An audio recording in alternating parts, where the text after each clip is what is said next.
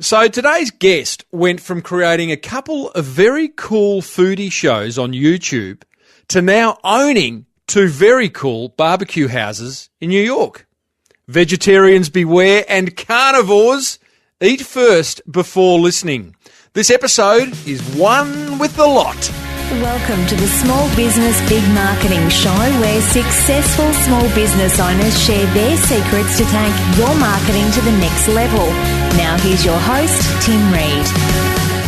G'day listeners and welcome back to another episode of Australia's #1 marketing show. I am your host, Timbo Reid. But you, so much more importantly, are a motivated small business owner ready to crank out some great marketing. And that's what we do around here. This show exists to provide you with marketing ideas, insights, tips, tricks, and motivation to build that little baby of yours into whatever you want it to be.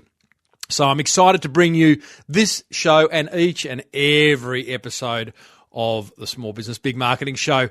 Now, my interview today goes for an extended period of time. So I'm not going to do a listener question. I'm not going to share some listener feedback because there is marketing gold dripping from this chat I had with foodie, restaurateur, New York kind of guy, Daniel Delaney. I'll introduce him in a minute, but first, a word from our sponsors. Small Business Big Marketing with Tim Reid.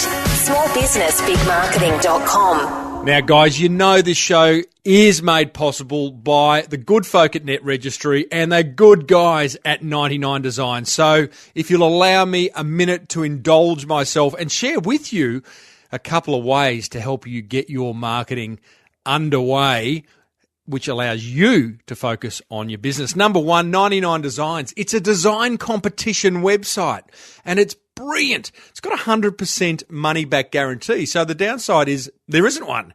You post your brief for whatever you want designed.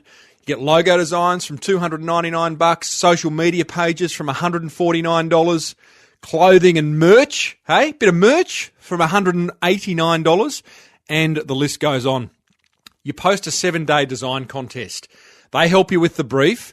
Dozens of designers compete from all around the world to deliver you the best design, and then you award the prize money. It's that easy. And if you go to 99designs.com/SBBM, you will get a $99 Power Pack upgrade, which means your competition will go to the top of the page and you're likely to get 185% more designs responding to you. You got to love that. 99designs.com/SBBM. And the other one, just real quickly, because I can smell the barbecue from the distance. Oh, I got to tell you, Daniel's brisket. We don't have a lot of brisket in Australia. You just need to look at the photos of it. It's amazing. But that's only a part of his story. More on him in a minute. Net Registry, get your online marketing sorted. Anything, team? Any part of your online marketing that's freaking you out, Net Registry will sort it out. From getting the right domain name, that's important, to getting good website hosting, that's important, to getting a website designed or developed and found on Google, that's important too. And that's what the guys at Net Registry do. So head over to netregistry.com.au and tell them Timbo sent you. Okay, so this Daniel Delaney fellow, he's a long-time listener of my show, and he hit me up a few months ago and said, "Hey, Timbo, I'd like to come on your show." And I checked him out, and he's just one smart New York cookie. He had a couple of really good shows on YouTube, which we talk about, which led him to becoming the restaurateur that he is. The shows, one was called Vendor TV, where he went around America and reviewed food vans. You know, like those guys that sell tacos or really cool food out the back of their vans. And he had another show called What's This Food, where he went and tried foods that he'd never even heard of before. Both those shows, very successful YouTube shows, and led to him building a really strong personal brand. And as a result, he then decided to start a very cool restaurant in Brooklyn and another one on the New York skyline, which is that bridge, with all the grass and parklands and all that type of stuff. He's got a pop-up store on that. We talk a lot about that and how his YouTube days helped him to get where he was. And he's just a smart marketer. Seth Godin's son, is his number one customer. He knows Gary Vaynerchuk. This man is connected. Hey, if you do like what Daniel has to share, tell him. Tell him you heard him on the Small Business Big Marketing Show. You can find him on Twitter at Daniel, D-A-N-I-E-L, Delaney, D-E-L-A-N-E-Y. That would be a wonderful thing. I started off by asking Daniel what was his favourite food and why. I love eating food, but I love the context around food. So if I can't give you one thing, that's impossible, but I can tell you I'm a big, every Sunday, ritually, I get dim sum.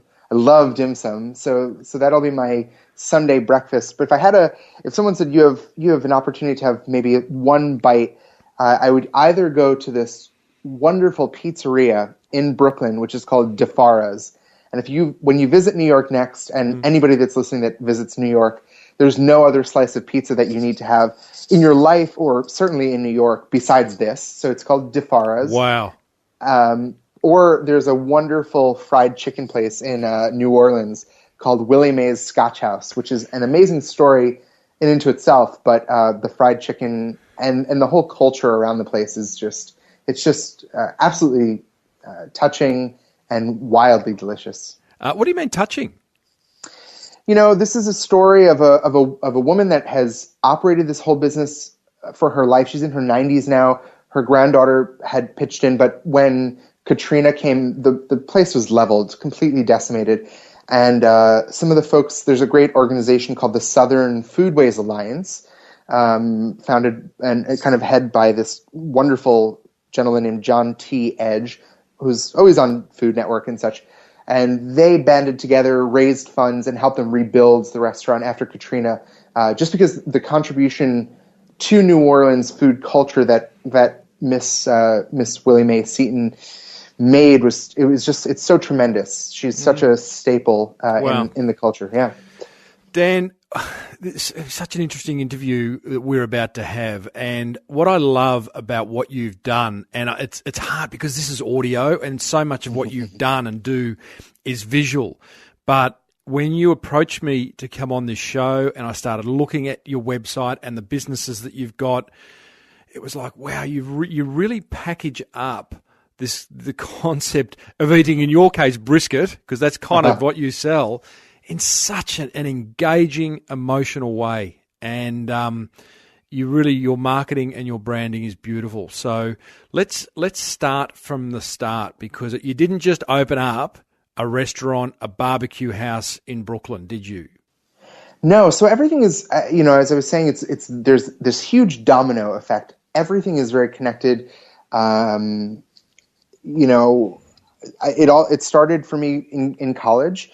I did a fine art degree, one in design and multimedia, and I needed a thesis to graduate, and I did that on mobile food vending and sort of the immigrant side of mobile food vending and how potentially these mobile entrepreneurs could support themselves through better design. Mm-hmm.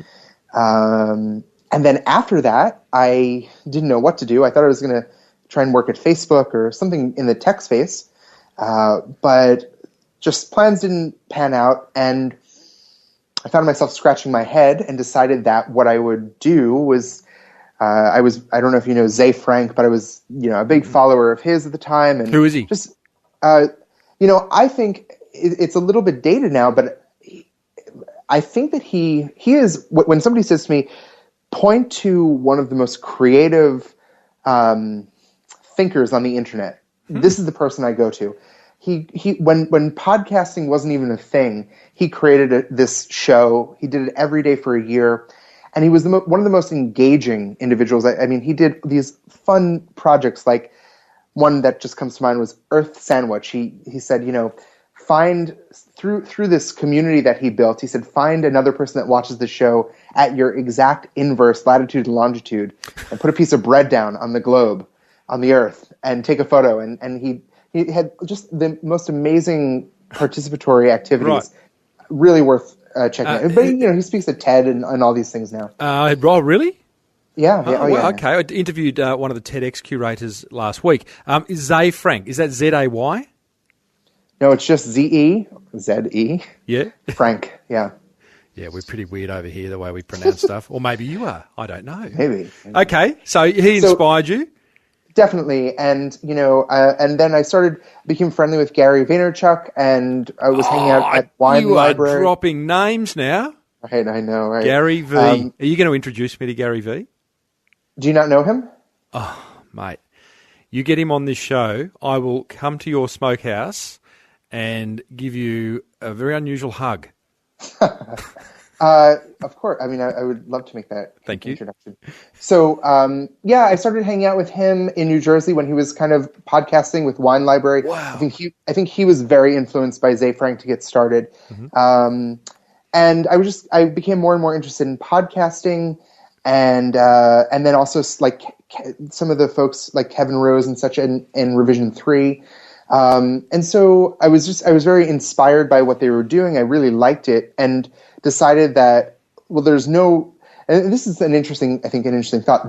We're at the point in technology, and we were in 2009 as well, where there's no reason that anybody cannot produce the quality of content that you see on television or greater. Like hallelujah. Technology is so inexpensive.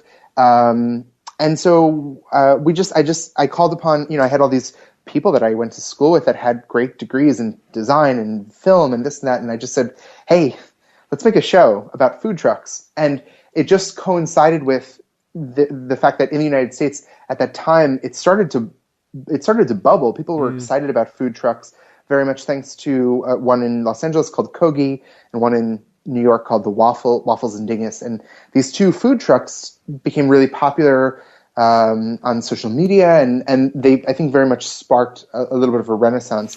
I'm going to just hold that thought there, because I think food trucks, I'd love to speak to a food truck vendor, and I will. In fact, I was in LA a few months ago, and boy, oh boy, we have so many rules and regulations around food trucks in Australia, Daniel, that the very hard things, that we don't have as many over here.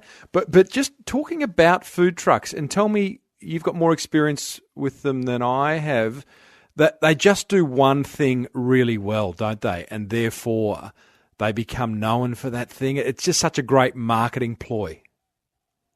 Yeah, I think that as we look through the history of food, this is not a new idea. The idea of doing one thing great is, it's like, the tuck shops, right? Or it's like the pizza parlor. I mean, this model of doing one thing really well, I think it comes in ebbs and flows. That it is barbecue, it is fried chicken, and then we go through a period of time where we're much more interested in diversity, and then we focus again. And I think that right now, at least in New York, we're very much focusing again. We're becoming very specific about what we do. Yeah. But I think food trucks became really popular because it was, again, right place at the right time. It was, in the United States and I guess globally, there was the recession that was hitting, and people wanted not only food that was comforting, which food trucks often provided, but they wanted to be able to dine out well without spending so much money. And so it was the perfect marriage at that moment. And Twitter kind of played a role too, didn't it? I mean, absolutely. The idea of being able to communicate very quickly, the idea of being able to communicate mobily on the fly. It was this great alchemy, I think. Okay, so you started a YouTube channel called Vendor TV, yeah? Yeah, I started, I don't know if I throw out the word blip.tv, if that makes sense to you, but I started doing the show there and really just focusing on iTunes. And eventually the show, it got picked up by a company that got bought by YouTube, and they helped us at that time with some of the distribution, and they helped us make enough money to be able to keep the show going. And there's a company called Next New Networks, and it got acquired by YouTube. Yeah, because I was watching Vendor TV the other day, and listeners, it's Vendor VENDR TV. If you go to YouTube and look at it, and I think, wow, your production quality, and is really high. I mean, this is not shot on your iPhone and quickly uploaded. I mean, there's angles, there's cuts, there's all sorts of stuff going on there. So you were traveling around the States with some friends, and you had some funding by a production company to make this vendor TV happen, yeah? You know, in the beginning, it was bootstrapped. We just started doing it. I had the good fortune of going to a university that gives their alumni access to technology for free for life, and so I took advantage of that, and I got, you know, some nice cameras and wireless labs and this and that, and just went out and we just started doing it in New York with no real game plan, just like, can we do this? Doing it is sometimes so important, you know, refine later, do now. And so we just did it, and it sucked. It was horrible. But we did it again, and it got a little better and a little better, and we got more efficient. We didn't need to bring 8 people; we could bring 3 people. Yeah. We just learned how to become a little bit more lean and agile, and then the show, you know, it was starting to get some traction. It was also getting traction because I was can I say I was being a whore? You know, I was like sending it out to the Times and this. Oh, please, you know, wouldn't this be a great thing to write about? And, you know, whoever I thought could potentially be interested. I got Serious Eats at the time was basically posting each of the videos. So it was becoming attractive to next new networks to start to help us because there was some viewership. And that really, I mean, over time, those videos started to grow. Actually, all the stuff that's on YouTube it's very new to YouTube. The videos I was going to say, because the numbers, and I kind of always take comfort in low numbers because it means that it's like, you know, it shouldn't scare people off from thinking, oh, they have to get millions of views. Your views on YouTube are low, but it was obviously available elsewhere. Well, that's a very small, disinteresting, or not very interesting point. We had to remove the content and put it back up recently due to just licensing. Bummer. Yeah. So, but I will say that at the time that we were producing the show, the vast majority of our viewership was through iTunes. It was not through YouTube at all. Right. So, Daniel, vendor TV. What did you hope? Was there a commercial outcome, or were you creating art at this point? No, I'm only now starting to look at the commercial side of anything, but I don't think it was art. I was looking for a fun thing to do, you know, and it was much better than sitting behind a desk. I was traveling through all these states with friends. We rented convertibles, so, you know, it was just driving, and Nice. It was fun. It was very intense. You know, we would get to a city. I remember one day in Portland, Oregon, we got up at like 6 a.m. and filmed a breakfast place, and we filmed 5 episodes in one day. And actually, it was fun. At that point, I stopped changing. I bought all of the same clothes so that we could do pickup shots on other days, and I would never have to worry about the uniform matching. So I would wear the same thing every day just to be efficient. Yeah. Yeah. Well, Zuckerberg, I just read an article about Zuckerberg. He wears the same clothes every day, so it's one less decision he has to make. There you go. It makes sense. Yeah, totally. So, so Daniel, Vendor TV, 29 episodes in, it's finished. You've moved on. What was the reason for moving on, and what did you do next? Well, we produced probably about 140 episodes or so. So yeah, there were many more. I don't know why they're not showing up, but we produced more. Yep. And why did we move on? I think that I like starting things. I like trying things, and I think that we got to a point where my camera crew needed to start to make it. You know, he wanted to have a job, and but it was great. And for me, it helped me solidify myself in the food community. People really liked the show; they were excited about it, and so then it's totally integral to the rest of the story. So, by way of doing this, I started to do some consulting. And there's a tech company called Squarespace, and I became very close with them. And they asked me to basically organize their events at South by Southwest for 2 years. And we put on this massive takeover of a street corner. And I rented, because of this food truck knowledge, rented a food truck and operated it. And we brought on all of these wonderful, Franklin Barbecue and Paul Key, who won Top Chef, and all these really great people in Austin to come and sort of give away food from this truck. But the byproduct of this was that I had to go live in Austin. So for 2 years, I had lived for about a month and a half, 2 months in Austin while I was preparing this truck for South by Southwest. Wow. And doing that really I was eating a lot of barbecue, and I really fell in love with it. I fell in love with the culture. And so it was sort of that's sort of the next domino, and it allowed me to I think get a real taste for barbecue, and learn that again, I never thought it would be a commercial thing, but I thought it would be a great project to try and do. Up until this time, clearly, you'd been a vegetarian. Oh, God. Oh, no. No. Oh, no. So what's interesting at this point is that you're a young bloke who decided to go, okay, well, this new modern world of marketing, as you said, allows us to produce quality, TV quality content, no matter who we are. You're inspired by someone like Gary Vaynerchuk. You go and start Vendor TV as a no one in the food industry in New York. The next thing you do, you lean into this concept. You make it your own. You make engaging, entertaining content. Let's not shirk away from the fact that you love the camera, you love a chat, you love informing and entertaining people. The next thing you know, you start to become a person of influence in an industry in which you're interested. This is how it works. How about that? Yeah. Yeah. Gosh, I just want listeners to really understand this point.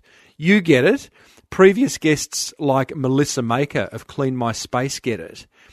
If you just put yourself out there and either share your opinions or facilitate others to share their opinions, which is what you were doing with food truck vendors, good stuff happens, huh? Absolutely. I mean, the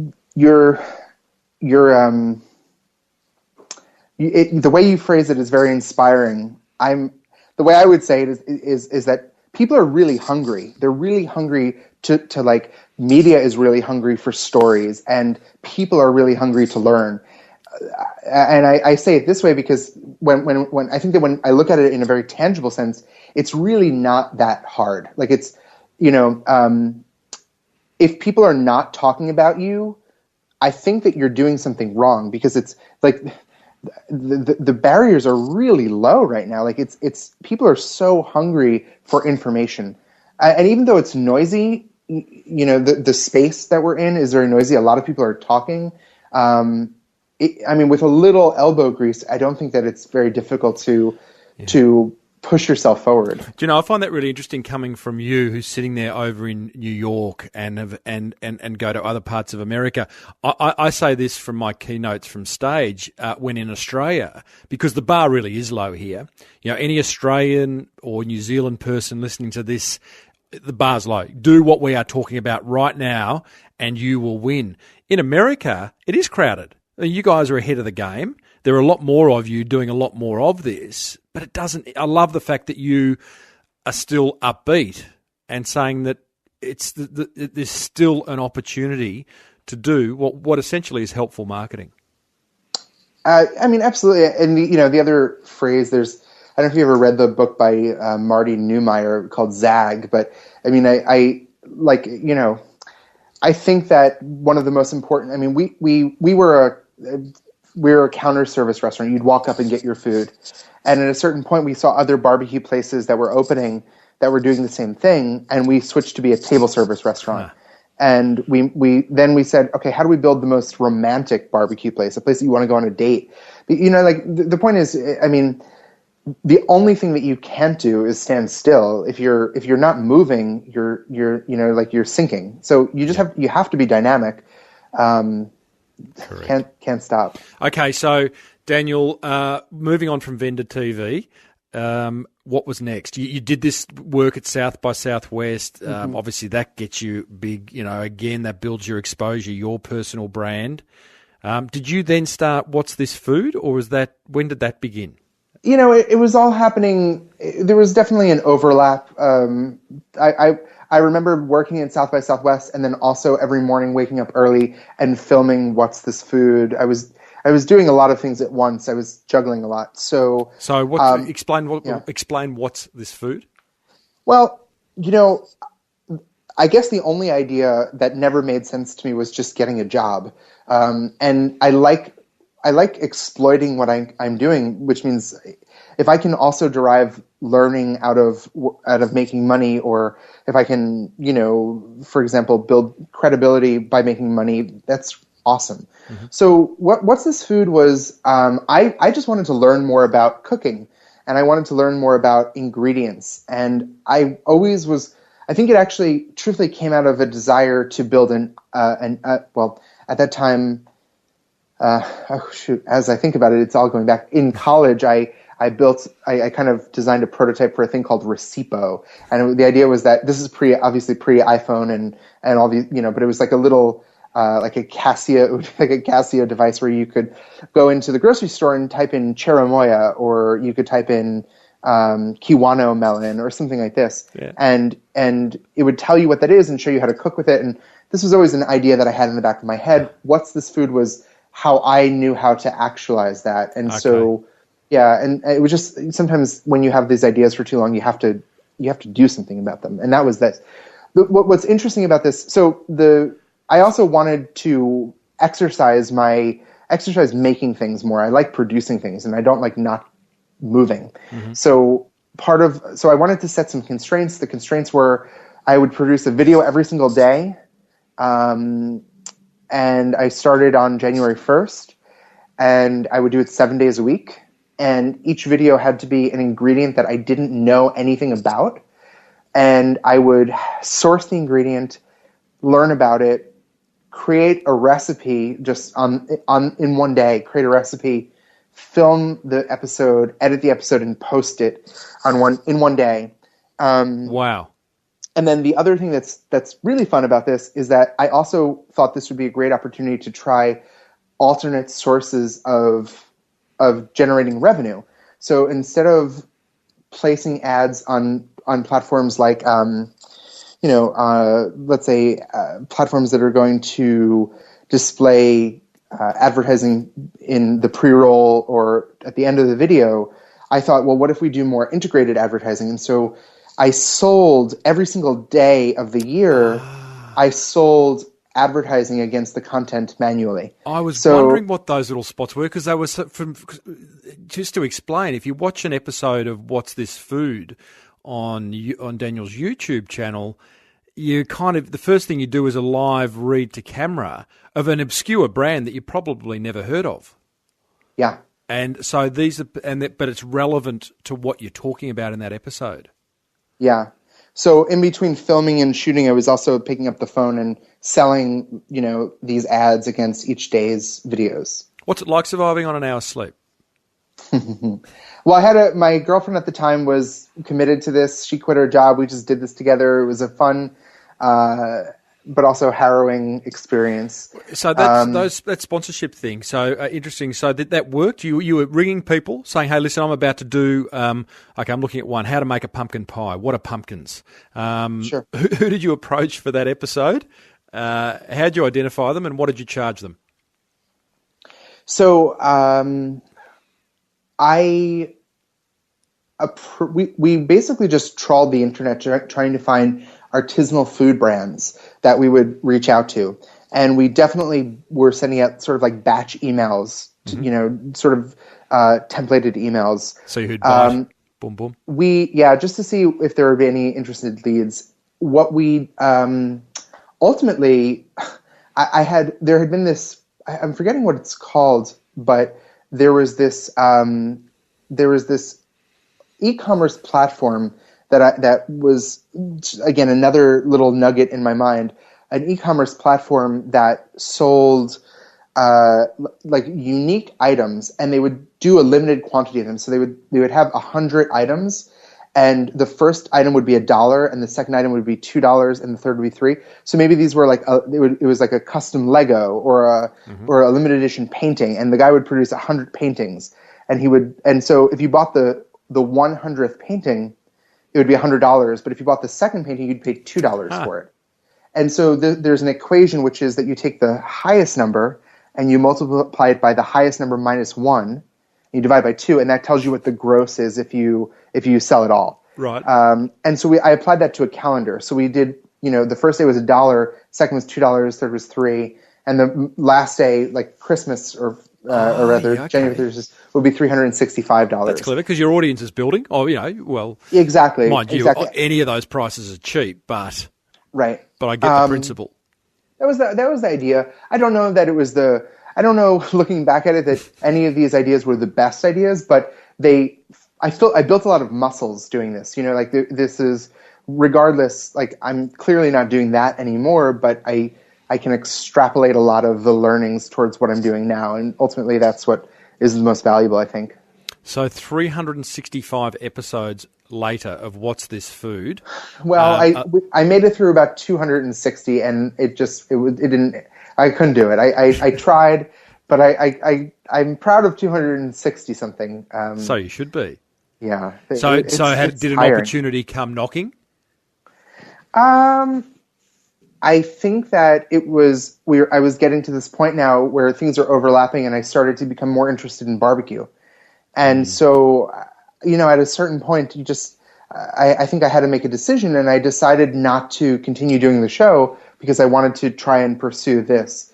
It did get increasingly tiring to try and sell these, there was no automation to the sales. Yeah. And I think that got a little tiring. Good. But I love that. The fact that you strengthened some muscles. I love that idea where you got good at stuff, you built some confidence, and great for recognizing it's time to move on. I think often, many business owners may fear moving on. They're kind of like, oh, well, it's kind of working.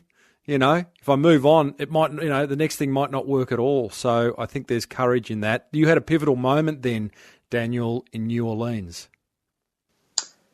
Yeah. Did I jump too far ahead? But I do love this moment. What is the moment? Well, when you're at a festival and you met this fellow Michael Stern, and he introduced. Yeah, go on. Sure. Have I triggered that? Right. Yeah, I get it.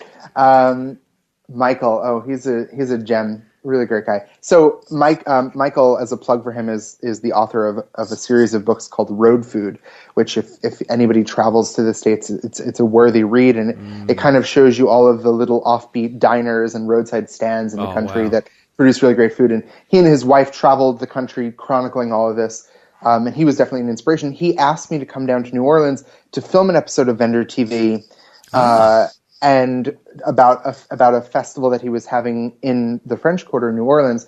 While I was there, I met a gentleman named Wayne Miller from Louis Miller Barbecue in Taylor, Texas, who drove his smoker to New Orleans for this festival to cook brisket. And I tried his brisket, and my mind was blown entirely. I mean, it was really like nothing I had ever eaten in my life. I've created I've said it must be like a blind person seeing or something. It's just you didn't know that your mouth could do such things. Wow. So I found that very inspiring, and that definitely was part of the encouragement to, hey, let me start cooking barbecue. So back in Brooklyn, I started a barbecue supper club. All these little projects. Jeez. Started a barbecue. Did you not? When was the point?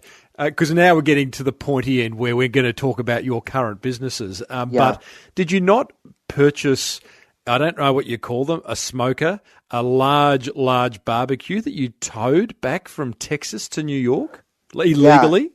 Yeah, I did. I mean, that was definitely after I had been tinkering with barbecue for a while. Okay, so you got it. I'm going to get serious now, and I'm going to buy the big stuff.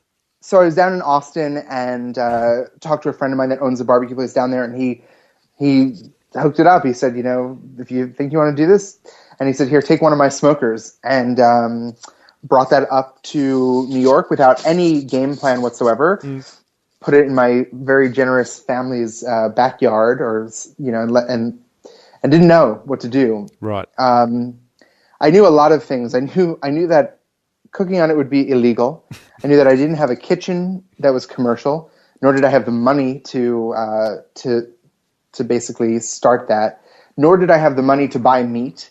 Nor did I have an audience that was going to eat the hundreds and hundreds of pounds of brisket that one load on the smoker produces. But what you did know is that the brisket that Wayne cooked was mind-blowing, and you needed to somehow get close to recreating that. Exactly. And so the start of my business it starts now with this project that we called Brisket Lab. And Brisket Lab was a way that I would solve all of those bullets, meaning, cook without a kitchen and be illegal and not have to have money and whatever. And so what we did was we basically pre-sold barbecue online, meaning that we sold people sort of basically like a gift certificate, if you will, or really a currency. Maybe it's more like Bitcoin. We sold people this alternate currency, which was brisket. And we sold a lot of it. We sold about, the original go was around 3,600 pounds of brisket in just about 48 hours. And we sold that at $25 a pound. And no one had tried it? No one had tried it. It was sight unseen. What? We didn't tell people where they'd be able to redeem it. We provided no dates. It was all completely based upon blind faith. But it was also where did the faith come from? Is this because you had a strong enough followership as a result of Vendor TV and What's This Food? Or what am I missing there? Because that's a lot of brisket to sell sight unseen, don't know the date, don't know. All we know is that it's brisket and it's got a price to it. Yeah, it's remarkable. I really don't think that the crossover was that tremendous. There is another project. For a while I did this thing called Eater's Digest, which was a directory of food events in New York City, and that definitely built me some cred at a local level. Is that a book, online, no, an app? It was like just an email, like a MailChimp driven email marketing list about where to go for fun food events in the city. And I did that for a while. So that's interesting. I'm not going to let you run away from that, because that sounds like everything you've done. I think what I'm starting to get clear on is that you are building these little, sometimes big, sometimes little audiences who develop trust, who develop familiarity with you. And at some point, you're kind of thinking, oh, well, you've gone from making art to making, it's that Steve Jobs thing, that wonderful intersection between art and design. That's kind of where you found that in food. So just quickly, your MailChimp, you started to build a list of people who would be interested in what? Where to eat in New York? I like function. I like things that are utilitarian. There was no one place on the internet where you could learn about all of the events that are happening that are for like foodies in New York City at once. You would have to go to all of the different websites and kind of maybe go to 10 different websites and read all the descriptions. It wasn't very friendly for the consumer. So did you scrape those sites, so to speak?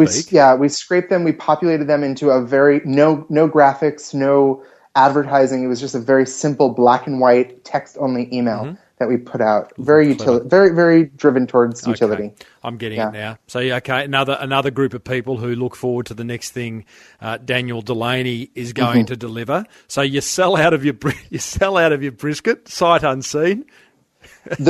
I think that if I could, this thing is actually probably the most valuable thing for somebody that's in there's actually a lot of value here. So I would love to just drill in real quickly about how we did this. Drill, Dan, drill. So the first thing was that I first saw that I needed to, I didn't want to just announce this without being able to capture credit cards.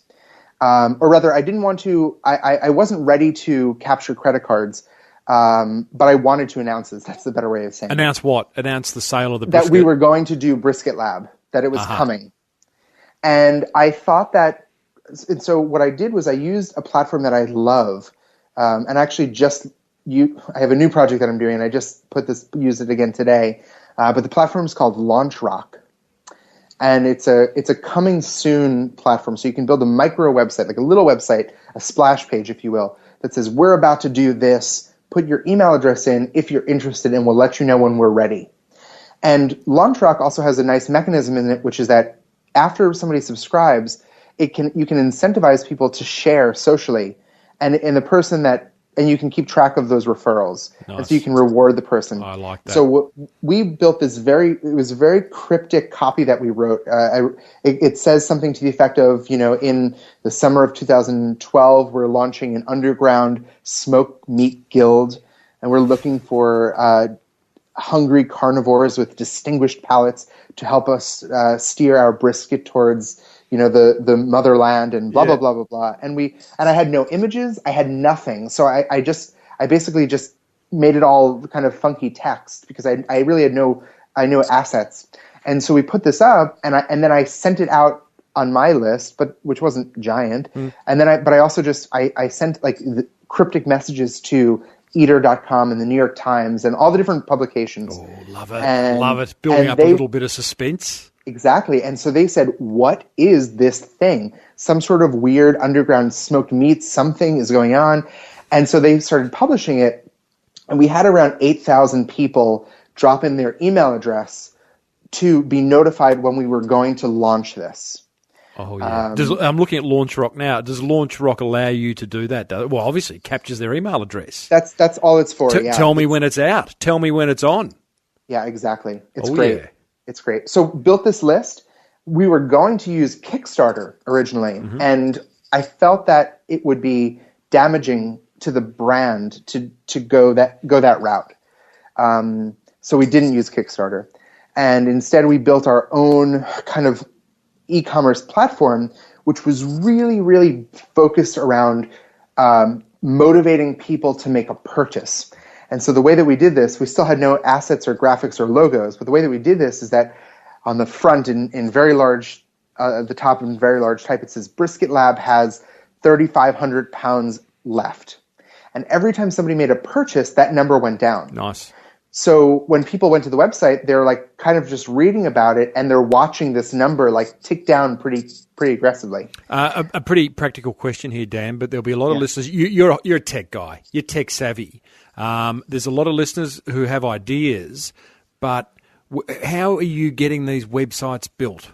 Like, for example, this little e-commerce platform that you're talking about. Do you have like a team around the corner? Do you go on to a 99 Designs or an Elance? What do you do?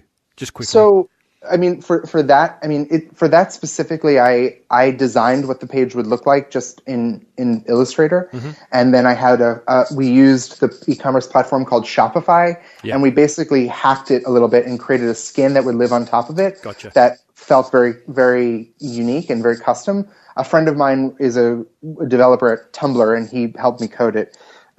So, this is all very bootstrapped, but I don't think that this is, if you're able to give someone the direction, I don't think that this is something that you couldn't, find someone on Odesk to do. Yeah. Correct. We also created, and this was a really helpful thing, we created what we called the Q-culator. So we were concerned that people would buy a half a pound or 1 pound, the minimum. And I wanted to take more advantage of those sales. So we basically created a metric, a little mechanism that said, I want to go to 3 events and bring 4 friends. And it multiplied and said, okay, you should buy 15 pounds. Nice. And there's a giant buy button. And so we saw as a result, I think largely that we saw the average being a 4-pound purchase. So people were basically buying $100 of meat per person. See, what you've done there, marketing lesson, business lesson, make it easy for people to buy from you. Make it easy. And I too many businesses, I hope your restaurants allow people to split bills. I went to a restaurant on Sunday and we couldn't split the bill, and it's just like, really? It's just making it hard to buy. Anyway, that's a grouch. We'll move on from that. Okay, I'm conscious of time here, Dan, but mind you, it's a wonderful discussion. Sure. You sell out of all this brisket. Brisket Lab's a success. Mm-hmm. What did you do next? You were cooking, you've got BrisketTown and you've got Smokeline. These are your two current businesses. Is that correct? Yeah, I mean, the rest, we call it Delaney Barbecue. We have two locations. One is our actual restaurant called BrisketTown. And then we also have a food cart, which is seasonal. And it's in a park called the High Line in Manhattan. It's an above ground park. And that operates during the warmer weather. That's Smokeline. Correct, yes. Now that park, let's talk about that because that's an amazing park. Again, we've got lots of listeners over the other side of the world. That park was built on an old railway bridge, correct? Yeah, an elevated train. How it's beautiful. I haven't been there. I've seen photos of it. It looks amazing. So you've got this cart there, and now it makes sense because I was looking at your Smokeline Facebook and it said, we're not open today due to weather. So clearly you couldn't, you're cooking meat and the barbecue wouldn't work or something. Is that right? Yeah, no. Well, I mean, the thing is, because it's outdoors and it's near the Hudson River. It's just very influenced by weather, and there are days where it doesn't economically make sense to go and open up if it's raining or very windy or something like this.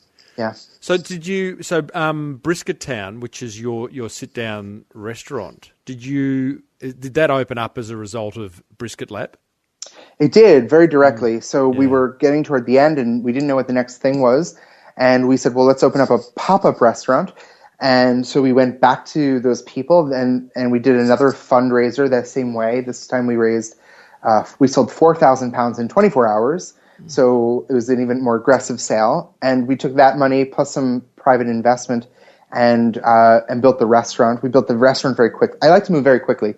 We got the lease for the restaurant on October 1st of 2012, and we opened up November 15th, which means next Saturday is our 2-year anniversary. Okay, let's talk about a recent episode of this show. We talked about taking action, not necessarily moving quickly, but there's something about the way you go about business, Daniel, that is just you move quickly. You tell me about how much are you a considered person? Do you move on gut instinct?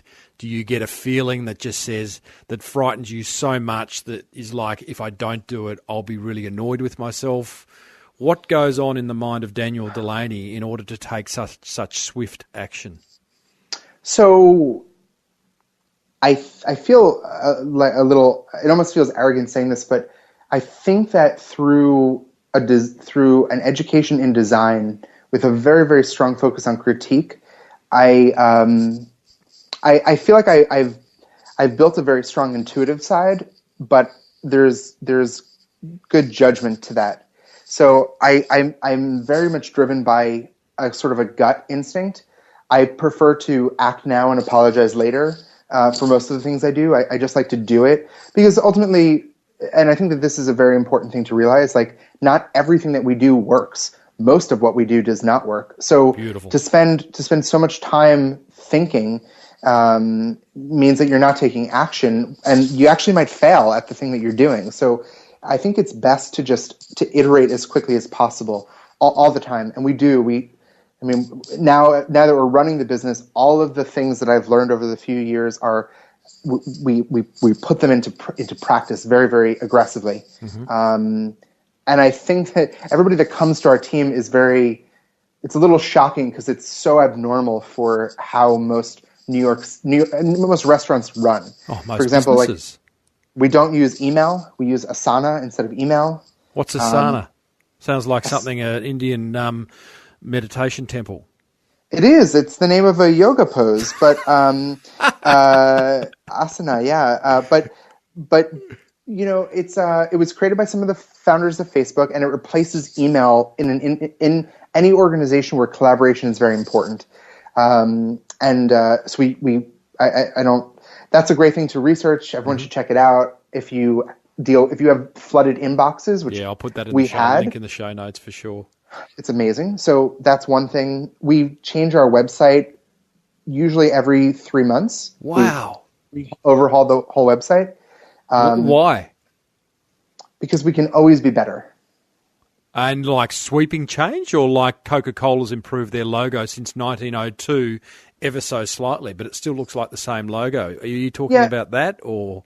They're I mean, they're getting to be smaller changes now, but they're definitely big changes. I mean, we didn't change it a lot in the beginning, and now we change it very frequently. If you went into like the Wayback Wizard on archive.org, you could see how it's changed. But yeah, they're complete overhauls. I use a platform called Crazy Egg, which monitors mouse movement on the website. Yeah, heat map sort of thing. Yeah, and heat maps. So that's really helpful. And actually, we got to this point where maybe one of the most robust portions of our business is catering weddings. And so hopefully in the next 48 hours, I'll build a new website for that specifically and launch a... No longer okay. I want it done in 48. If 72 won't be good enough. Maybe, but we got to move fast, time is of the essence. Wow. Yeah. Goodness me, Dan. We could go and talk about BrisketTown. Listeners, I really encourage you. Go to DelaneyBarbecue.com. I'll put a link in the show notes. But the whole time you've been talking, I've had a page of your website open, Dan, and it's got this piece of brisket. And it's getting towards lunchtime here. So I don't know where I'm going to get it. Brisket's not something we talk about over here. Well, kind of not in any... Certainly not at the depths you guys do. It looks so tasty. So, Dan, what keeps you up at night, mate? You're a highly charged, highly motivated person. When, with all these businesses, all these things that you've got planned, anything that makes you go, oh, geez? I'll be honest with you. I have a lot of trouble. I think I have a lot of trouble as a leader. Being patient. I find I don't, I think that the way that I think it's sometimes a little bit abnormal for most of the people in the hospitality space. I like to move very fast. And I find it hard sometimes to be able to have the people on my team think the way that I think and move at the speed I want to move at. I do have a virtual assistant now, which has been one of the most amazing things. And actually, she speaks the same language that I speak. We move very quickly together. How'd you find her? Through Odesk and just through like a little bit of a rigorous process of just looking through and finding her. But she's amazing. What was the key to the rigorous process? Because this is a discussion we have a lot inside the forum. Well, again, the rigorous process was that it was more internalized. I had looked at a bunch of different platforms. I tried Freelancer and Elance and also Odesk. So I had been searching and reviewing a lot of things. She put a lot of, but again, a lot of the decisions are gut decisions. I actually really loved how she wrote to me. She was really charged, a lot of exclamation points, very charismatic. And that was what made me first want to work with her. Yeah. And then we got on a Skype call and talked for an hour or two, and it felt really good. Right. Hey, but at the same time, you just have to do stuff. You do? You an autocrat? A what? Is it your way or the highway? No. I'm really democratic about how we work, as long as people can justify and explain themselves. I love being challenged, but I just ask that there's logic behind whatever people are talking about. But no, I don't. I think that I'm very weak. I think that my chef and my managers are much smarter than me. They're much better at what they do than I am. I'm very aesthetically driven, and I care a lot about the reasoning behind decisions. You are a highly creative soul. You have got ideas popping left, right, and centre that up until now, you haven't mentioned a lot of other people. Maybe there are. Well, you have. You kind of mentioned the Gary V's of the world and the Z Franks and that. But you are someone who has the ideas and implements the ideas and takes the action. I'm a little bit scared that you're going to get pulled out of the business at some point and become a manager. And I think that would be a pity. Am I right, or am I right about the fact that you may be pulled out of the business at some point? I'm very. It took me a while. It took me a year and a half to realize that I shouldn't. It was actually inspired very much by one of your episodes, that I need to not do the things that I shouldn't be doing. And I tried to juggle everything in the beginning, and I'm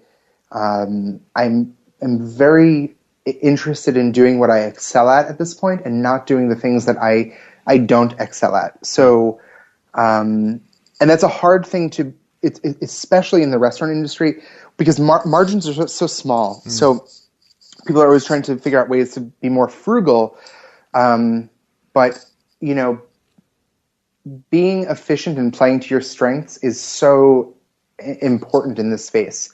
And I'm not a bookkeeper, and I don't want to be, be the day-to-day manager. That's not where I am. You're not micro. You're not micro. No.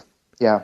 One last question, Dan. It's such a great discussion. I interviewed about 100 episodes ago, and I want to talk to you about the marketing of how you go about marketing BrisketTown and Smokeline. I think I know. I interviewed a guy, Tommy Nicolosi. He won the best sandwich in America on that Fox show TV, Food Nation. And he just had a little shop at Philadelphia train station. And he made what looked like the best roast pork provolone and broccoli sandwich that I had ever not eaten. And when I spoke to Tommy, it was all about the quality. It was just all about the quality, the passion he had, particularly for the roast pork. Okay, and he talked at length about how he got that pork to where it was, and that's why he won Best Sandwich in America. I'm guessing your businesses rely on just an incredibly high-quality product, and all our businesses should. And as a result, that gets talked about, and you don't do a lot of external marketing. True or false? False. Damn! What do you do? So you don't do a quality product? No, I mean, I think, I truly believe that what we produce is wonderful. I think that it's some of the best barbecue that you'll get in the United States. Yeah, but you're biased.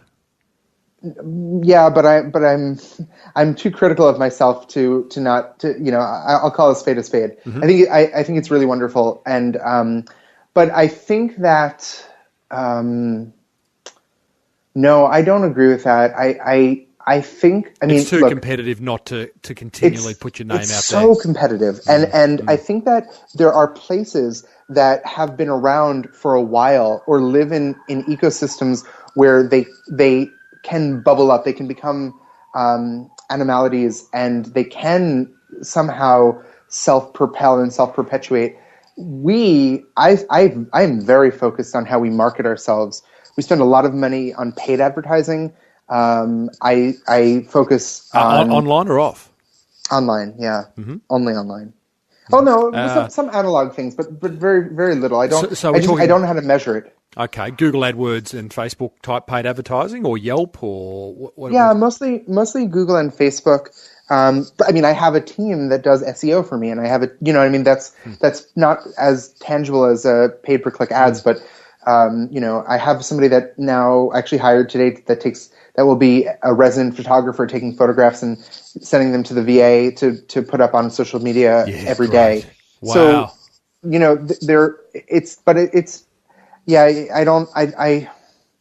I would never want to tell someone that's getting into this space that it's just about making a great product and then sit back, because I think it. I went to a burger joint in Queenstown in New Zealand called Ferg Burger. I talked about it on a recent episode. This guy, it's not unusual for them to have a 200-300 metre line. I'm guessing, and I haven't got to the owner yet, I will, he wouldn't spend a cent on paid advertising. So I kind of thought that's one in how many thousands and tens of thousands of businesses? Totally. But I got sucked in by a photo I saw on your side of this wonderful queue lining up outside what must have been your pop-up store. Sure, yeah. So no, I absolutely hear you, and thank you for correcting me on it. Do you Social media. I'm interested. That's interesting that you pay a photographer for your Instagram and getting stuff up on social media. I think that's really clever. I just maybe I'll get better as an operator, but I found it very difficult to motivate my managers to be. I found it very difficult for me to motivate my chef while he's busy cooking to pull out a phone and snap a photograph. So I tried. We had an internal program where everybody at the restaurant had the password, and we would create incentive and prizes for the person that posted the best photo. I just tried stomping my feet and mandating it, and neither really stuck. So now I'm trying this, and hopefully this will work. Brilliant. Hey, Daniel, thank you. We've covered a lot of ground, and so have you. And I think I hope it's helpful. Totally, absolutely. And I think what is going to be even more helpful is when you and I reconvene in 12 months' time. Sure, and see where you've progressed to. In fact, I hope my kids aren't listening, but we are planning a trip over your way in about 12 months' time. So wow. Don't tell them because so I'd love to maybe meet one day and get into some of that brisket.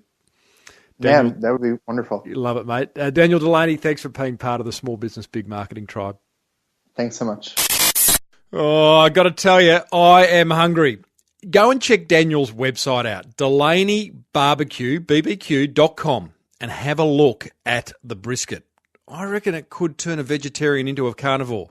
Don't know, but amazing. Hope you enjoyed that long fireside chat. Here's my top 5 learnings having spoken to Daniel. Thanks to Net Registry and the guys at 99designs.com. Number 1. Produce helpful content to become a person of influence in your industry. That's stuff that Daniel did on YouTube. I'll put links in the show notes to the 2 shows that he had on YouTube. Incredibly good content, and it built his personal brand for sure. Number 2 learning, creating TV quality content is not as hard as we think. The technology today is there. You've got an iPhone or a smartphone in your pocket. That's a good video camera. Mics are cheap. It's about creating good content.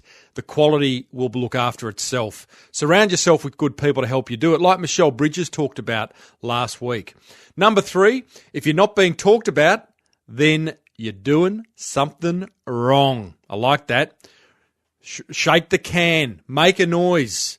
Get people to notice you. Otherwise, you fade into the background, team. Number 4, move quickly. Don't stand still. The more time you spend thinking means you're not taking action. Love that. Great advice. JFDI, as Michelle said last week. And number 5, start to use some of the very cool tools that are out there. And there really are some great tools to help you with your marketing. 99 Designs is an example of that. Net Registry, MailChimp, Asana, LaunchRock, Crazy Egg. These are some of the ones that Daniel mentioned. I'll put a link to all these in the show notes for episode 216 over at smallbusinessbigmarketing.com. While you are there, leave a comment. Tell me what you thought of that interview, what your learning was, because that lets me know what you're thinking, what resonates with you. It's also good for your search engine optimization, linking back from my site, huh? Bet you didn't know that.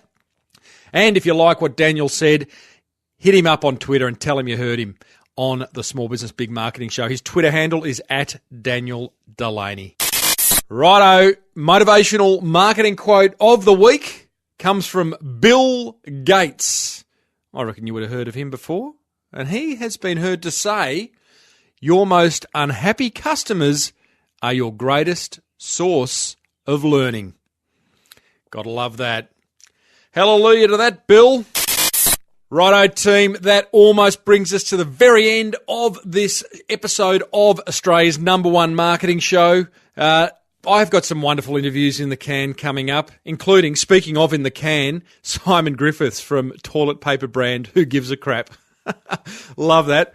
Got some great interviews with young entrepreneurs, really doing inspiring stuff. Amazing little products where they've created a really solid business out of nothing.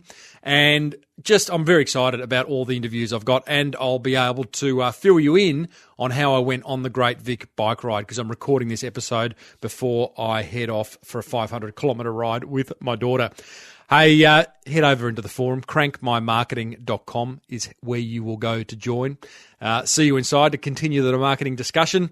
Big thanks to Net Registry and the guys at 99designs.com/SBBM for your free $99 upgrade. And I reckon that'll just about do us, hey? There's a bit of marketing gold dripping from the headquarters of Small Business Big Marketing today. I've been Timbo Reid, and may your marketing be the best marketing. Bye for now. You've been listening to the Small Business Big Marketing Show with Tim Reid. Want more marketing goodness? Then visit smallbusinessbigmarketing.com.